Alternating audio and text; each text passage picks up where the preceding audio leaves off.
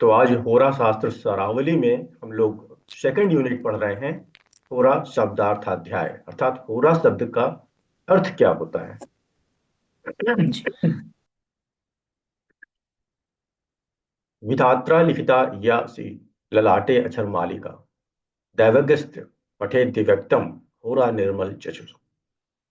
मनुष्य के ललाट पर विधाता ने जो लिपि भाग्य भाग्य रूपी लिखी है, उसका शुभ शुभ कर्म फल जो उस पर लिखा है, उसी को दैवज्ञ होरा शास्त्र रूपी आंखों से पढ़कर स्पष्ट बताते हैं। आशय यह है कि ज्योतिष शास्त्र किसी भी घटना या फल का नियामक या विधायक नहीं है। मतलब ज्योतिष शास्त्र से हम कोई घटना कराते नहीं है। अभी तो ज्योतिष एक सूचक शास्त्र है, ये सिर्फ इंफॉर्मेशन देता है, बताता है। घटना कराने का काम ग्रहों का है। यह संकेत मात्र देता है, एग्जैक्ट नहीं बताएगा, आपको उस डायरेक्शन को डिफाइन करेगा। उसी संकेत लिपि के आधार पर दैवज्ञ देश काल व परिस्थिति के अनुसार फलितार्थ निकालते हैं। तो उसी संकेत लिपि, क्योंकि कुंडली में ये जो ग्रहों का प्लेसमेंट है, एक तरह का संकेत लिपि है। उसके आधार पर दैवज्ञ क्या बताते हैं, देश अर्थात हमें प्लेस पता होना चाहिए, बर्थ का टाइम पता होना चाहिए, तब हम उसका कुंडली बना के फलितार्थ निकाल सकते हैं। पर कोई भी दैवज्ञ किसी भी चीज का नियामक या विधायक नहीं है। वो बनाता नहीं है, वो सिर्फ कथन करता है। अब होरा शब्द का अर्थ।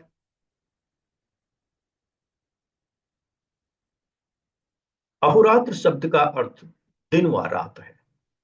समस्त काल को इन दो रूपों में विभाजित किया जाता है। इसी अहोरात्र शब्द के पहले व आखिरी अक्षर को हटा देने से होरा शब्द निष्पन्न हो जाता है। अहोरात्र में से आ हटा दिया और त्रा हटा दिया, तो बीच में बचा होरा। तो होरा शब्द निष्पन्न हो गया। अतः होरा काल शास्त्र है।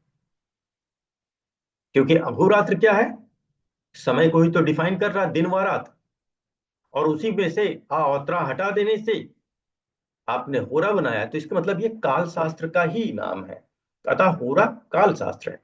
इसी काल में बंधे हुए ग्रह नक्षत्र व राशियों का अध्ययन करके निकाले जाने वाले फलितार्थ का बोधक शास्त्र होरा शास्त्र कहलाता है। तो इसी काल क्रम में बंधे हुए सारे ग्रह नक्षत्र राशियां हैं, उन्हीं के आधार पर जो हम फलन करते हैं, वही मेरा होरा शास्त्र कहलाता है। संस्कृत में होरा का अर्थ घंटा भी होता है। अंग्रेजी में घंटे को आवर भी कहते हैं। आवर से होरा जैसा सब प्रोनाउंसिएशन ही निकल रहा है। तो संस्कृत में होरा, और इसी को हम घंटा भी कहते हैं, और अंग्रेजी में आवर कहते हैं। अतः काल चक्र का अध्ययन क्रमबद्ध रूप में जिसमें किया जाए, उसी का नाम होरा शास्त्र है। क्योंकि टाइम हमेशा यूनिक डायरेक्शन में चलता है। एक ही डायरेक्शन है इसका, ये कभी रिवर्स नहीं आता। और इस यूनिक डायरेक्शन के कारण ही ये एक स्केलर क्वांटिटी है। बहुत सारे लोग सोचते हैं कि ये वेक्टर है, क्योंकि इसमें डायरेक्शन है। पर जिन भी चीजों का डायरेक्शन यूनिक होता है, वो वेक्टर नहीं हो सकते। क्योंकि वेक्टर का रिटर्न भी होता है, मतलब नेगेटिव डायरेक्शन भी होता है। तो यहाँ पे ये अतः काल चक्र का अध्ययन क्रमबद्ध रूप, तो क्रमबद्ध रूप क्यों कर दिया, क्योंकि हम रिटर्न ला नहीं सकते। तो ये सीक्वेंस आगे बढ़ता ही चला जाएगा। तो क्रमबद्ध रूप में किया जाए, उसी का नाम होरा शास्त्र है। अग्नि पुराण में होरा शब्द अंग्रेजी के आवर शब्द की टक्कर का है। जैसे आवर 24, मतलब एक अहोरात्र में 24 घंटे होते हैं, उसी को तो 24 होराएं कहते हैं। एक दिन रात में आधी रात से बारंबार घूमती है। मतलब एक अहोरात्र में काउंटिंग हम हमेशा 12 बजे रात से अगला दिन की शुरुआत करते हैं, वो फिर नेक्स्ट 12 बजे कंप्लीट होता है। तो कुल मिला के होरा आवर से ही निकाला गया है, अहोरात्र से निकाला गया है। और ये दोनों ही टाइम को डिफाइन करते हैं। इसलिए होरा शास्त्र टोटली बेस्ड ऑन टाइम।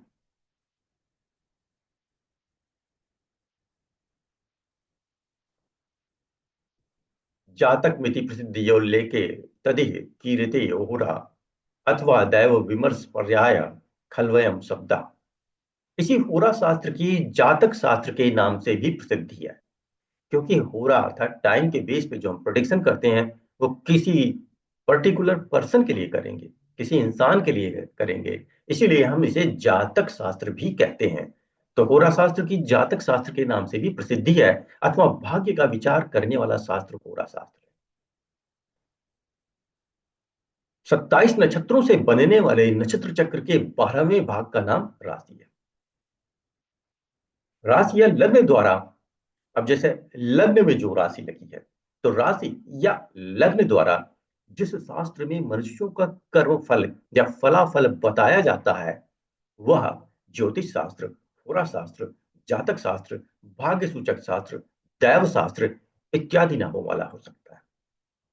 हम सिर्फ राशि के आधार पर बता सकते हैं, इसका मतलब हम चंद्र कुंडली के आधार पर बता रहे हैं, या हम लग्न कुंडली एसेंडेंट के आधार पर बताते हैं तो भी फलन निकलता है। हम पहले ही बता चुके हैं, राशि अर्थात चंद्र कुंडली के आधार पर मांगलिक कार्यों के लिए प्रेडिक्शन करने का चलन है।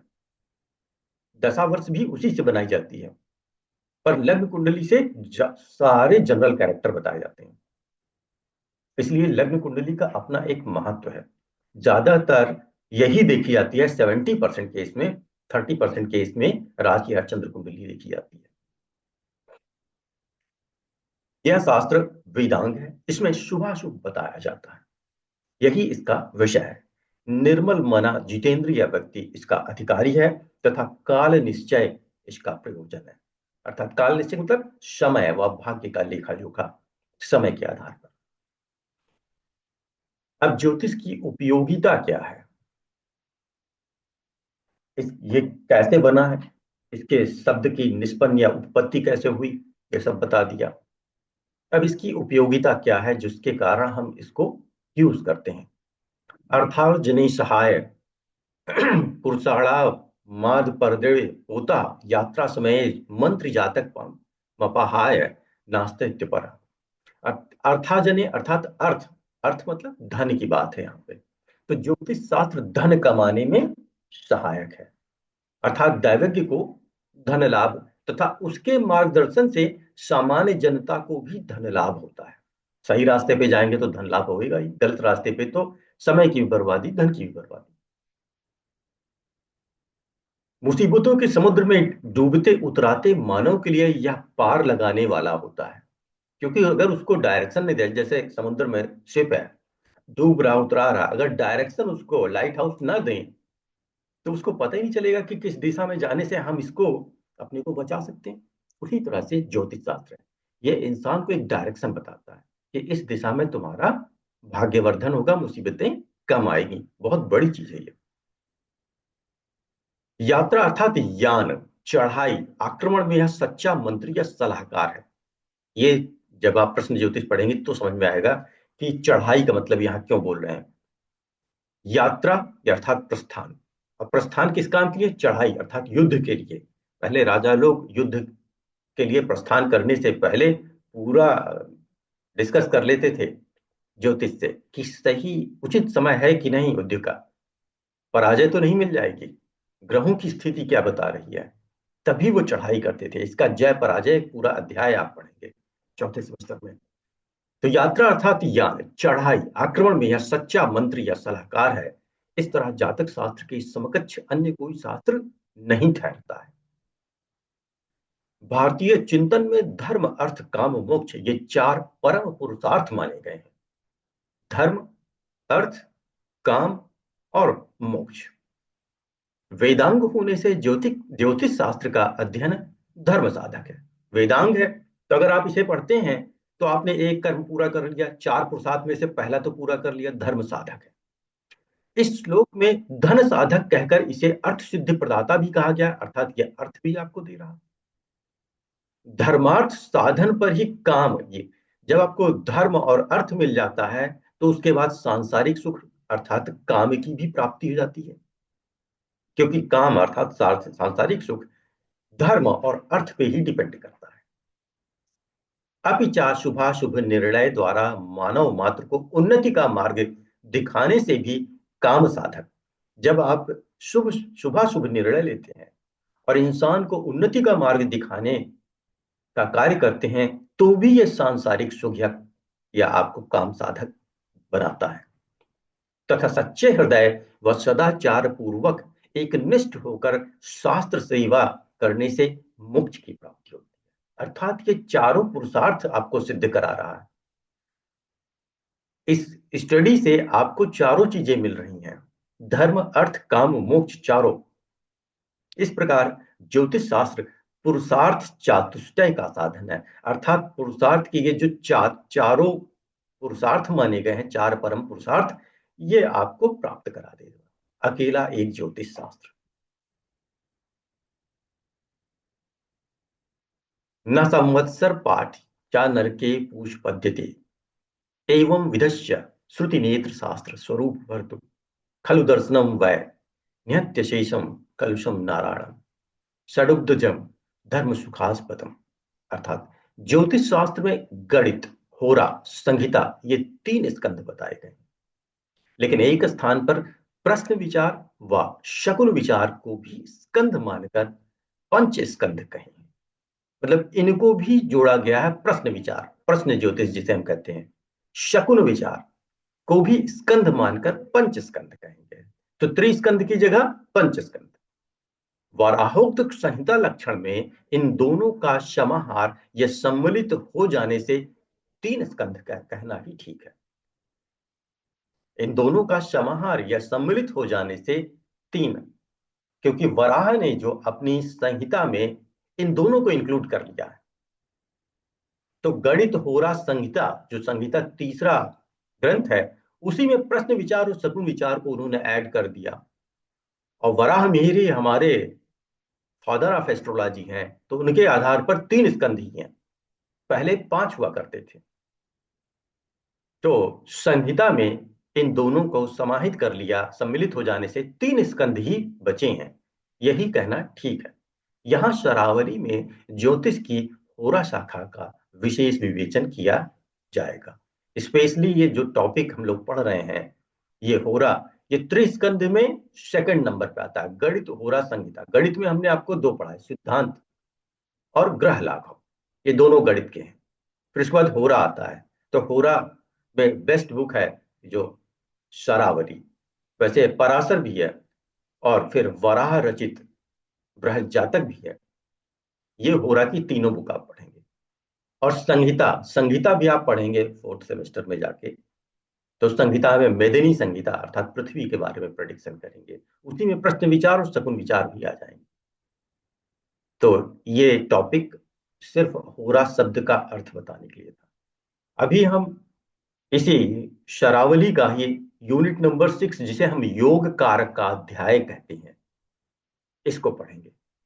तो पूरा शास्त्र शरावली का यूनिट 6 योग कारक का अध्याय। और ये योग कारक का अध्याय क्या होता है? परस्पर शुभ फल बढ़ाने वाले केंद्र के ग्रहों का समूह। ध्यान दीजिए, परस्पर शुभ फल बढ़ाने वाले लेकिन केंद्र के ग्रहों का समूह। तो परस्पर कारक ग्रह कौन कौन से हैं? स्वर्च त्रिकोण तुंगस्थ यदि केंद्रे संस्थिता अन्योन्य कारकास्ते शिव केंद्रेश्वर हरिर्मता। स्व अर्थात अपनी राशि में, त्रिकोण अर्थात त्रिकोण में हो, तुंगस्थ या उच्च में हो, यदि केंद्रे संस्थिता, और यदि के केंद्र में स्थित हो, तो ये परस्पर कारक ग्रह बनाते हैं। तो ध्यान दीजिए, परस्पर कारक ग्रह का मतलब हुआ योग कारक ग्रह। तो योग कारक का अर्थ क्या है? परस्पर शुभ फल बढ़ाने वाले केंद्र के ग्रहों का समूह, जो कि एक दूसरे के मित्र या शत्रु भी हो सकते हैं। फिर भी अब शनि सूर्य तो एक दूसरे के शत्रु हैं, लेकिन अगर केंद्र में वो अपने उच्च स्थानों पे स्वराज में बैठे हैं, तो वो परस्पर कारक ग्रह बन जाएंगे। एक दूसरे का शत्रुता के भाव भूल के एक दूसरे की हेल्प करेंगे, और ये एक तरह का राजयोग बनता है। अर्थात राजयोग की शुरुआत कारक ग्रहों से होती है। जैसे यदि 1 4 7 10 केंद्र भावों में ग्रह, 1 4 7 10 इन्होंने एग्जाम्पल लिया है, इसमें ग्रह स्वराशि मूल त्रिकोण या उच्चस्थ हो, तो वो परस्पर कारक ग्रह हो जाते हैं। इन्होंने 1 4 7 10 ही क्यों लिया, 1 2 3 क्यों नहीं ले लिया? तो उसका भी कारण बता रहे हैं। अर्थात एक दूसरे के लिए अनुकूल होकर ग्रहों के फल में अच्छी वृद्धि करते हैं। मित्र हो या शत्रु हो, एक दूसरे के लिए अनुकूल बन जाएंगे और फल में अच्छी वृद्धि करेंगे। यह बात लग्न से केंद्र भावों में हो तो सर्वोत्कृष्ट, और शुरुआत अगर लग्न से हो और फिर केंद्र में फैल जाए तो ये सर्वोत्कृष्ट विकल्प है। जैसे कि कर्क लग्न में गुरु चंद्र, कर्क चौथी नंबर राशि लग्न में लगी है, वहां पे गुरु चंद्र है। चतुर्थ में तुलागत शनि, दशम में सूर्य व मंगल मेष राशि में हो तो वे परस्पर कारक होते हैं। ये एक एग्जाम्पल दिया है। अब हम बताते हैं कि 1 4 7 10 ही क्यों लिया, 1 2 3 4 क्यों नहीं ले लिया?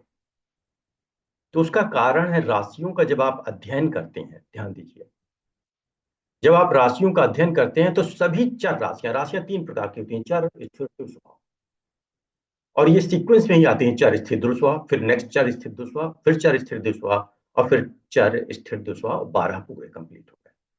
तो देखा जाए तो जब आप चर स्थिर दुर्स्वभाव लिखते हैं तो पहली राशि, फिर चौथी राशि, फिर 7वीं और 10वीं चर होती हैं। तो सभी चर 1 4 7 10, और इनकी एक खासियत ये भी है कि ध्यान ध्यान से देखिए तो 1 4 7 10, एक जो है सूर्य का उच्च है, 4 जो है बृहस्पति का उच्च है, 7 में जाके शनि उच्च होता है, और 10वें में जाके मंगल उच्च का हो जाता है। मतलब ये चारों की चारों राशियां ऐसी हैं जो किसी ना किसी ग्रह की उच्च राशियां हैं। इसीलिए हम कह सकते हैं 1 4 7 10 सभी उच्च हैं। और हम 1 4 7 10 ही क्यों लेते हैं? क्योंकि ये चर राशियां हैं, और अगर आपने यहां लग्न में एक चर डाल दी तो बाकी के केंद्र के भाव अपने आप चर से भर जाएंगे।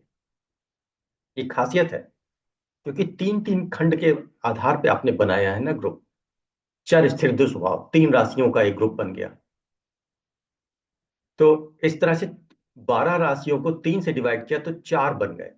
4 12 divided by 3, then you get 4। तो 4 4 राशियों का ग्रुप बन गया।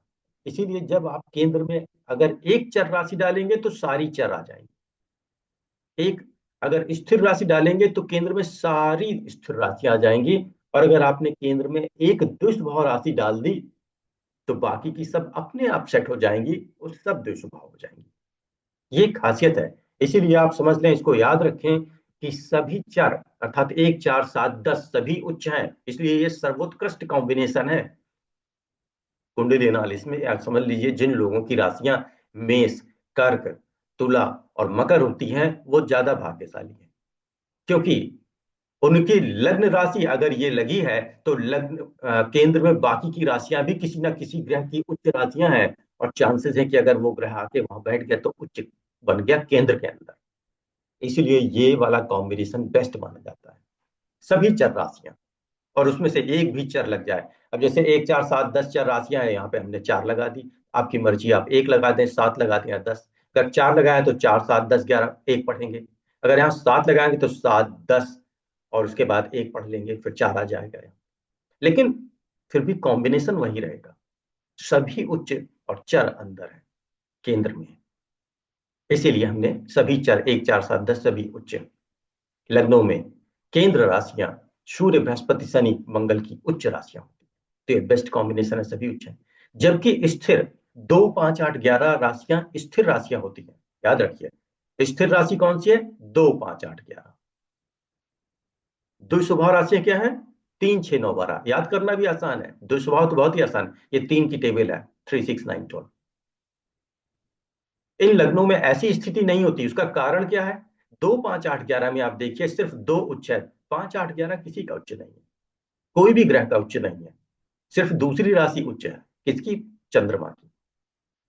द्विस्वभाव थोड़ा सा बेटर है, क्या बेटर है, इसमें 3 किसी का उच्च नहीं है, लेकिन छठवां बुध का उच्च है, फिर 9 किसी का उच्च नहीं है, 12 शुक्र की उच्च राशि है। इसलिए बेस्ट कॉम्बिनेशन 1 4 7 10, जिसमें चार की चारों राशियां उच्च हो सकते हैं, ग्रह बैठ गया तो वो बन गया। दूसरा कॉम्बिनेशन 2 5 8 11 है, जिसमें से एक ही राशि उच्च है, इसलिए इसके रिस्पेक्ट में ये 1/4 रिजल्ट दे रहा है, सिर्फ एक उच्च। जबकि दुष्प्रभाव में एटलीस्ट 2 तो हैं उच्च, इसलिए इसके रिस्पेक्ट में ये 1/4 की जगह 50% दे रहा है, हाफ दे रहा है। इसलिए हमने यहाँ पे 1 4 7 10 लिया है। अब जो हमने ऊपर बोला कि ये 1 4 7 10 है, एक दूसरे के लिए अनुकूल हो जाएंगी, फलों में वृद्धि करेंगी, क्योंकि इसमें क्या है, चौथी राशि अगर यहाँ लगी है, कोई इंसान है, उसका कर्क लग्न में जन्म हुआ है और गुरु चंद्र बैठ गए, तो गुरु तो यहाँ के उच्च हो गए और चंद्रमा स्वराशिस्थ हो गए। शनि बैठ गए 7वें में, उच्च हो गए। और एक मेष राशि में मंगल है, तो मंगल स्वराशि है, और उसमें सूर्य भगवान आ गए, तो सूर्य भगवान क्या है, उसमें आके उच्च के हो गए। तो ये तो बहुत ही उत्कृष्ट कॉम्बिनेशन हो गया, 3 ग्रह उच्च के केंद्र में बैठ गए और बाकी के जो ग्रह हैं वो स्वराशिस्थ हैं। तो ये एक बहुत ही बड़ा राजयोग है। उसी जगह अगर हम देखें स्थिर राशियों के केस में 2 का उच्च कॉम्बिनेशन बन सकता है, अगर यहाँ पे चंद्रमा आके बैठ जाए तो। बाकी कहीं पे कोई ग्रह आके बैठे, उच्च बनेगा ही नहीं, क्योंकि वो राशियों में कोई ग्रह उच्च नहीं होता है, कोई भी ग्रह नहीं, 9 ग्रहों में से कोई भी नहीं। दो स्वभाव में सिर्फ 2 ही ऑप्शन है, 6 और 12 में उच्च होने के चांस है। अब इस कुंडली में ध्यान से आप देखें तो बुध जो है तीसरी राशि में गया, अगर यही बुध यहाँ पे 6वें में बैठा होता तो उच्च बन गया होता, तो पहली कंडीशन में आ जाता और बहुत अच्छा राजयोग बना देता। पर फिर भी क्योंकि बुध स्वराशिस्थ है, तो भी ये द्वितीय श्रेणी का कारकत्व दे रहा है, और उसकी दूसरी उच्च राशि लग्न में लगी है, तो ये भी एक राजयोग है। कहीं ना कहीं देखा जाए तो बुध अपने उच्च राशि में ही बैठा है, क्यों, 2 में से किसी एक में तो बैठा है, तो दूसरी को भी कंट्रोल कर रहा है। तो हमने ये बताया कि कारक जो चैप्टर है, कारक का अध्याय, इसमें हमने 3 ग्रुप में बांट दिया है सारी राशियों को। चर राशियां 1 4 7 10, अगर एक भी लग गई लग्न में तो बाकी की अपने आप लग जाएंगी।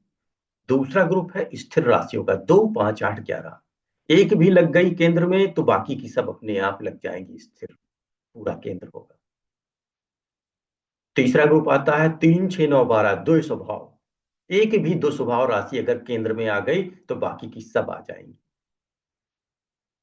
लेकिन सबसे उच्च श्रेणी का कारकत्व देता है 1 4 7 10। द्वितीय श्रेणी पे आता है द्वि स्वभाव और तृतीय श्रेणी पे आता है स्थिर वाला। उक्त उदाहरण से ही स्पष्ट होता है कि कहीं भी परस्पर केंद्र में होने की अपेक्षा लग्न से केंद्र में होना विशेष फलदायी है। कर्क लग्न यहां सर्वोत्कृष्ट उदाहरण होने के कारण लिया गया। इन कारक योगों के अनेक विकल्प बन सकते हैं, हमने यहां एक समझाने की कोशिश की है। देखिए, अगर एक एग्जाम्पल लेते हैं, 4 7 10 एक लगा है, लग्न में चौथी राशि है, और लग्न में ही अगर उच्च और स्वराशि केंद्र में बैठ गए, तो इसे हम कहेंगे कि लग्न से केंद्र, क्योंकि लग्न से ही शुरुआत हो गई और फिर केंद्र के अन्य जगहों पे भी ग्रह बैठे हैं, स्वराशि हो या उच्च, तो ये बेस्ट कॉम्बिनेशन है।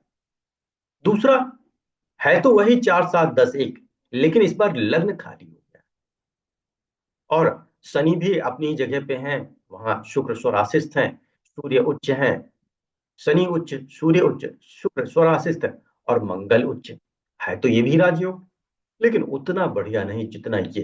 क्यों? क्योंकि इसमें लग्न भाव छूट गया है। लग्न में जब जिसमें जन्म होता है आपका, उस लग्न में कोई ग्रह नहीं है, वो ना उच्च ना स्वराशि, जबकि पहले कॉम्बिनेशन में है, इसलिए ये ज्यादा बेटर है। सेकंड नंबर पे ये आएगा, इसी को ही लिखा है, कहीं भी परस्पर केंद्र में होने की अपेक्षा लग्न से केंद्र में होना विशेष फलदायी है। अब हम लोग पढ़ेंगे द्वितीय श्रेणी का कारक योग। तो द्वितीय श्रेणी का सेकंड ऑर्डर क्या होता है, 1 4 7 10 भावों के अतिरिक्त, अर्थात अब केंद्र के बाहर आप चले गए, कहीं भी उच्च हो, स्वराशि हो, मूल त्रिकोण हो, मित्र क्षेत्र में हो या इन्हीं के नवांशों में, तो वो द्वितीय श्रेणी का कारक योग बनाता है। यदि वे ग्रह, यदि वे परस्पर केंद्र में भी आ जाएं या हों, तो आप समझ लीजिए थोड़ा सा द्वितीय श्रेणी का होते हुए भी उसमें और एडवांस और अच्छा होगा। चाणक्य ने दसमस्थ उच्चगत रवि को विशेष कारक माना। उन्होंने कहा कि ये एक अलग ही रिजल्ट देता है कि अगर दसम हाउस में उच्च रवि हो, अर्थात स्थिति तो वही है 4 7 10 1 वाली, क्योंकि पहली राशि चली गई 10वें हाउस में, और वहां पे रवि प्रेजेंट है अगर, सूर्य भगवान, तो ये बहुत ही उच्च क्वालिटी का, उच्च कोटि का राजयोग बनाता है। फिर कुछ महर्षियों ने ये बताया कि दसमस्थ कोई भी उच्च ग्रह विशेष कारक है। अगर 10वें हाउस में कोई भी ग्रह उच्च हो रहा है तो भी बहुत अच्छा वो एक राजयोग बनेगा, बहुत अच्छा कारक बनेगा। मतलब 10वें हाउस को बहुत ज्यादा इंपॉर्टेंस दी गई है। अब आप देख सकते हैं द्वितीय श्रेणी का कारक, यहाँ पे केंद्र के बाहर, यहाँ 5वें हाउस में मंगल उच्च राशि में बैठ के द्वितीय श्रेणी का कारकत्व बना रहा है। इसको हम इसलिए भी कहेंगे द्वितीय श्रेणी का कारकत्व, क्योंकि केंद्र में दुष्भाव राशियां लगी हैं और बुध स्वराशि बैठा, अपनी ही राशि में बैठा। तो अभी हमने 1 4 7 10 वाले केस में क्या पढ़ा था कि अगर केंद्र में स्वराशि हो, त्रिकोण हो या उच्च राशि हो, तो वो कारकत्व बनता है। तो बुद्ध के कारण भी कारकत्व बन रहा है, और मंगल का केंद्र से बाहर उच्च होने से भी कारकत्व बन रहा है। तो इस यहाँ पे दो तरीके के कारकत्व बन रहे हैं। तो जब केंद्र के अंदर कारकत्व बनता है तो ये द्वितीय श्रेणी का उच्च क्वालिटी का है। तो द्वितीय श्रेणी का कारक है, लेकिन उसमें भी सबसे अच्छा वाला। अन्य कारक योग जो कि हम यहां पढ़ेंगे, लग्नस्था सुख संस्था, दसमस्था पिश्चापि कारका सर्वे, एकादशेपि केचित् कांक्षति न तन्मतम मुनीन्द्राणाम। अर्थात 1 4 10, देखिए एक्सेप्ट 7 लिखा है, सातवें को इंक्लूड ना करें। अन्य कारक योग में सातवां नहीं जुड़ेगा, सातवें भाव में कुछ नहीं है। तो 1 4 10 भाव में किसी भी राशि में कोई भी ग्रह हो, पर नीच नहीं होना चाहिए। नीच ग्रह हो गया तो ये भंग हो गया, कारक योग नहीं बनेगा। तो अगर केंद्र में 1 4 10 भावों में कोई भी ग्रह बैठ जाता है तो वो सौम्य ग्रह बन जाता है और अच्छे फल देने लगता है। तो वो एक कारक ग्रह कहलाता है, क्योंकि वो आपका नेचर चेंज करेगा, आप में बदलाव लाएगा। तो ये तृतीय श्रेणी का है, बहुत ही वीक है, लेकिन फिर भी पढ़ा जाता है। अब इन ग्रहों का फल क्या होता है, कारक ग्रहों का फल। कारक ग्रहों के बलवान होने से मनुष्य सर्वत्र अग्रगण्य होता है, सबसे आगे रहता है वो। जैसे इस कुंडली में अगर आप देखें तो मंगल उच्च राशि का है, द्वितीय श्रेणी का है, लेकिन मंगल शिक्षा के भाव में मकर राशि में आके उच्च का हो रहा है, तो वो शिक्षा में बहुत ज्यादा उन्नति दिलाएगा। ये व्यक्ति शिक्षा के क्षेत्र में अकल्पनीय कार्य कर सकता है। बोला ना इस वर्ड अग्रगण्य, ये सबसे आगे होगा। यदि साधारण कुल में उत्पन्न हो तो अग्रगण्य, और अगर राजकुल में हो तो राजा बना देगा। यह निस्संदिग्ध या निस्संदेह है, मतलब यह 100% सच है।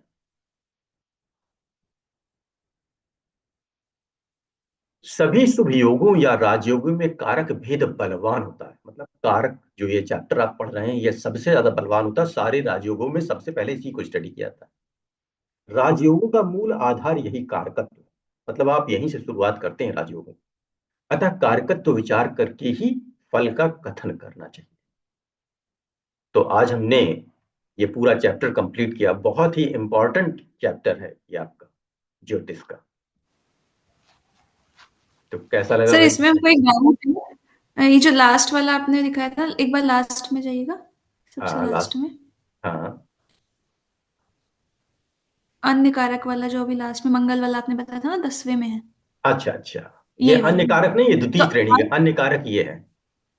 हाँ चलिए पूछिए। हाँ, तो इसमें हमको रीड करना नहीं आता, जैसे 1 4 और 10 आपने बताया, तो 10 नंबर पे होना चाहिए या लग्न से हम काउंट करेंगे 10वां हाउस, इसका क्या देखिए, मतलब है? 1 4 7 10 राशियां भी हैं और 1 4 7 10 भाव भी हैं। एक कंफ्यूजन हम्म। क्रिएट करता है। हमने बोला, हाँ। इसीलिए ज्यादातर जब हमें भाव बोलना होता है तो 1 4 7 10 के साथ केंद्र भाव भी बोल देते हैं। हम्म। ठीक। 2 5 8 11 के साथ जी। ऐसी समस्या नहीं होती है, ना 3 6 9 12 के साथ होती है। सिर्फ चर राशियों के साथ ही ऐसी समस्या होती है कि जब राशियां 1 4 7 10 केंद्र में लगेंगी तो भाव भी वही है। अगर हमने 1 नंबर राशि यहां लगाई तो अपने आप चौथी यहां जी। आएगी, सातवीं यहां आएगी हम्म। और 10वीं यहां आएगी, और भाव जी। भी वही है। एक कंफ्यूजन क्रिएट हम्म। करता है। लेकिन याद रखें, हमने बताया कि प्रथम श्रेणी का कारकत्व बनता है अगर केंद्र में वो स्वराशि हो, त्रिकोण हो या उच्च का हो। द्वितीय श्रेणी का बनता है केंद्र के बाहर हो या केंद्र के हम्म। अंदर हो, दोनों कंडीशन हो। लेकिन सारे उसमें फिर 1 4 7 10 नहीं लगेगा। अब राशियों की बात कर रहे हैं, देखिए केंद्र की बात नहीं कर रहे हैं, हम्म। क्योंकि यहाँ पे दुष्भाव राशि लग गई है, इसलिए प्रथम श्रेणी का बन ही नहीं सकता। क्योंकि प्रथम हम्म। श्रेणी का तब बनेगा जब केंद्र अर्थात 1 4 7 10 में यही 1 4 7 10 राशियां लगें। रिपीट कर जाए, हम्म। 1 4 7 10 भाव में 1 4 7 10 राशियां लग जाएं, भले ही उनका क्रम अलग हो। मतलब प्रथम भाव हम्म। में चौथी राशि लग जाए, नो प्रॉब्लम। आप यहां पे देख लें, ये है। अब ये केंद्र भाव है 1 4 7 10, राशियां भी 1 4 जी। 7 10 है। लेकिन प्रथम भाव जो है 1 नंबर, वहां पे हमने एक ना लगा के 4 लगा दिया है, तो भी ये प्रथम श्रेणी हम्म। या उच्च श्रेणी का बना रहा है।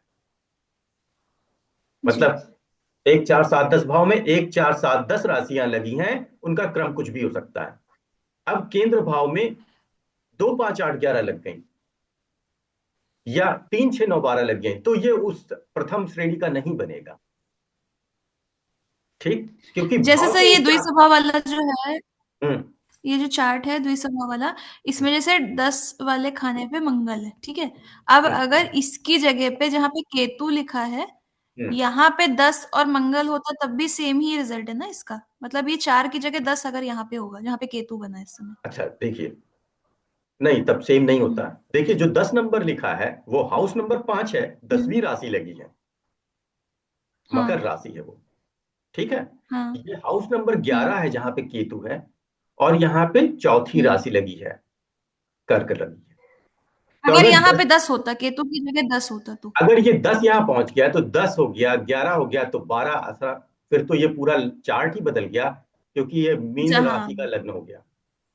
हाँ हाँ हाँ, फिर बदल तब जाएगा। तो ये पूरी ठीक है। सीक्वेंस ही बदल गई, है ना। जैसे ही ये हाँ। 10 यहाँ गया जी। तो फिर 10 हो गया, हम्म। तो फिर उससे यहाँ पे क्या आएगा, 11 आ जाएगा, तो यहाँ पे 12 आ हाँ। जाएगा।